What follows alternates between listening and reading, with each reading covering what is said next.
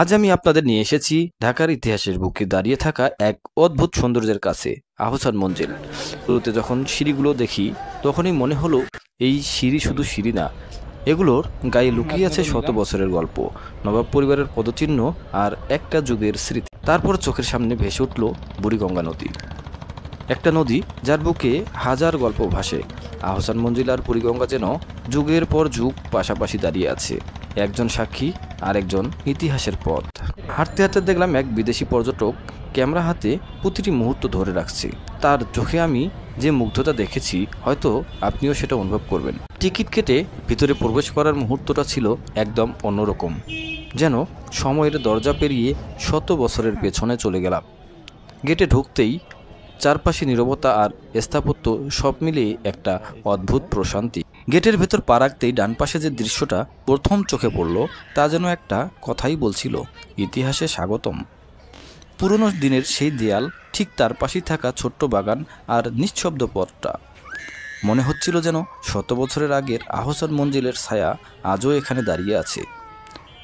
এই কোণটা খুব সাধারণ মনে হলেও হয়তো ঠিক এখান দিয়েই একসময় নবাবদের ঘোড়ার গাড়ি ঢুকতো, হয়তো এখানেই দাঁড়াতো আগন্তুকরা, হয়তো এখানেই লুকিয়ে আছে হাজার গল্পের শুরু। এই ডান পাশের নীরব জায়গাটা আমাকে মুহূর্তেই থমকে দাঁড়াতে বাধ্য করেছিল, কারণ কখনো কখনো একটা ছোট কোণেই পুরনো ইতিহাসকে অনুভব করিয়ে দেয়। এই জায়গাটা ঠিক তেমনই। একটু থামো, চোখ বন্ধ করে দেখো, অতীত যেন তোমার কাঁধে হাত রেখে বলছে, আমি এখনও আছি। ভিতরে প্রবেশ করে দেখলাম অনেক পর্যটক, ছাত্রছাত্রী আর নানা বয়সের মানুষ ইতিহাসকে স্বাদ করে দেখছে। গোলাপি রঙের এই মহিয়ান প্রাসাদ শুধু একটি বিল্ডিং নয়, এটা আমাদের ইতিহাসের স্মৃতি, আমাদের সংস্কৃতির পরিচয় আর এক সময়ে নবাব পরিবারের রাজকীয় জীবনধারার নিঃশব্দ সাক্ষী। আজ আমি আপনাদের নিয়ে এসেছি এক অদ্ভুত জগতে, যেখানে প্রতিটি দরজা গল্প বলে, প্রতিটি সিঁড়ি স্মৃতি ধরে রেখেছে আর প্রতিটি ছায়া ইতিহাসের চিহ্ন বহন করছে। দূর থেকে যখন প্রথম আহসান মঞ্জিল চোখে পড়ে, গোলাপি রং যেন সকালবেলার আলোয় আরও উজ্জ্বল হয়ে ওঠে। পুরো বিল্ডিংটা যেন সগৌরবে দাঁড়িয়ে আছে শত বছর পরেও হার না মানা আত্মসম্মানে। এই স্থাপত্যশৈলী আমাকে বারবার থমকে দাঁড়াতে বাধ্য করে। প্রতিটি খিলান, প্রতিটি জানালা এমনভাবে সাজানো যেন শিল্পী নিজ হাতে ইতিহাস এঁকেছেন। আর সিঁড়িগুলো আহসান মঞ্জিলের অন্যতম আকর্ষণ। এই বিশাল রাজকীয় সিঁড়ি, যখন সিঁড়ি বেয়ে উপরে উঠি তখন মনে হয় আমি যেন অন্য এক যুগে প্রবেশ করেছি। শত বছর আগে কেমন লোকজন এই সিঁড়ি দিয়ে উঠত, কারা এখানে দাঁড়াতো, কেমন ছিল তাদের হাসি। সিঁড়িগুলোতে একটা নীরব শক্তি আছে, যেন তারা এখানে অতীতকে ধরে রেখেছে। কেউ একদিন চলে গেলেও স্মৃতি রয়ে গেছে এই সিঁড়ির ধাপে ধাপে। গোলাপি রঙের দেয়ালের উপরে সূক্ষ্ম কারুকাজ। প্রাসাদের চারপাশে রয়েছে বিশাল খোলা জায়গা, সবুজ ঘাস, পুরনো গাছ আর সামনে বিস্তৃত আঙ্গিনা। সব মিলিয়ে জায়গাটাকে আরও মহিমান্বিত করে তুলেছে। যখন এখানে দাঁড়াই তখন মনে হয় শহরের কোলাহল যেন কোথাও মিলিয়ে গেছে, শুধু নীরবতা আর ইতিহাস রয়ে গেছে সামনে। আহসান মঞ্জিলের সামনে দিয়ে বয়ে গেছে বুড়িগঙ্গা নদী। এই নদী একসময় ঢাকার প্রাণ ছিল, ব্যবসা বাণিজ্য, যাতায়াত সবকিছু নদী কেন্দ্রিক ছিল।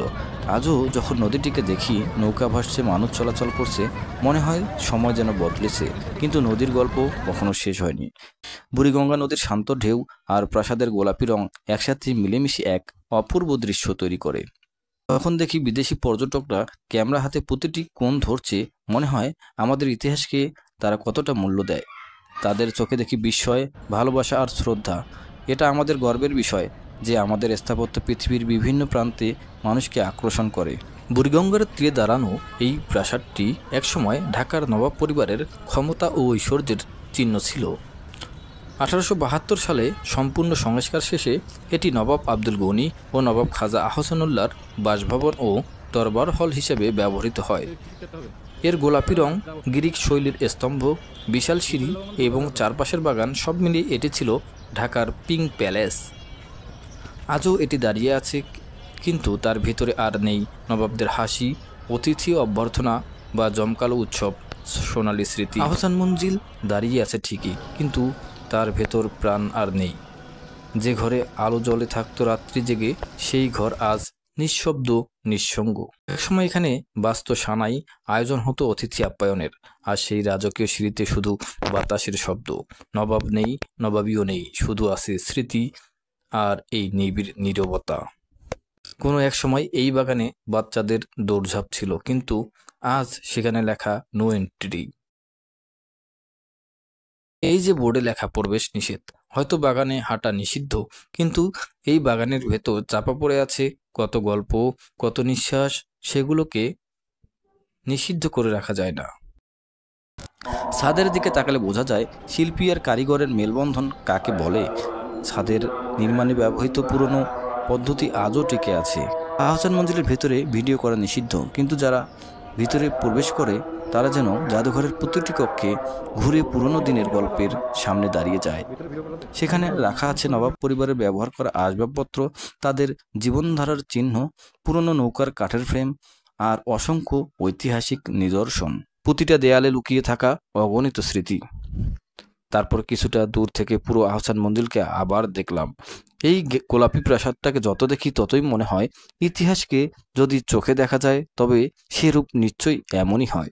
ভিডিওতে দেখেছি ছাদের গঠন আর তাদের ব্যবহৃত উপকরণ। একসময়ের স্থাপত্য শৈলী কতটা উন্নত ছিল, এগুলো দেখলে সত্যিই অবাক লাগে।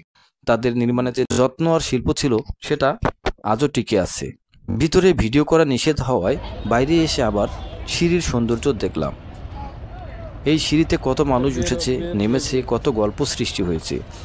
সিঁড়ির চারপাশে দাঁড়িয়ে মনে হচ্ছিল ইতিহাস আমাকে ঘিরে রেখেছে। সিঁড়ি দিয়ে নিচে নেমে আসার সময় মনটা একটু ভারী লাগছিল, কারণ সুন্দর জায়গা ছেড়ে যেতে কারোই বা ভালো লাগে। তবুও প্রতিটি পদক্ষেপ মনে হচ্ছিল এই মুহূর্তগুলো চিরদিন মনে থাকবে। বুড়িগঙ্গা নদীর বুকে নৌকা ভাসতে দেখলাম। নৌকার ছলাৎ ছলাৎ শব্দ আর ঢাকার আকাশ সব মিলিয়ে এক স্বপ্নময় দৃশ্য তৈরি করেছিল। এ যেন পুরান ঢাকার হৃদস্পন্দন এখনো নীরবে বয়ে চলছে। এই ছিল আমার আজকের ছোট্ট ভ্রমণ আহসান মঞ্জিল। ইতিহাস, নদী, মানুষ, স্থাপত্য সব মিলিয়ে এটা শুধু একটা ভিডিও না, এটা একটা অনুভূতি।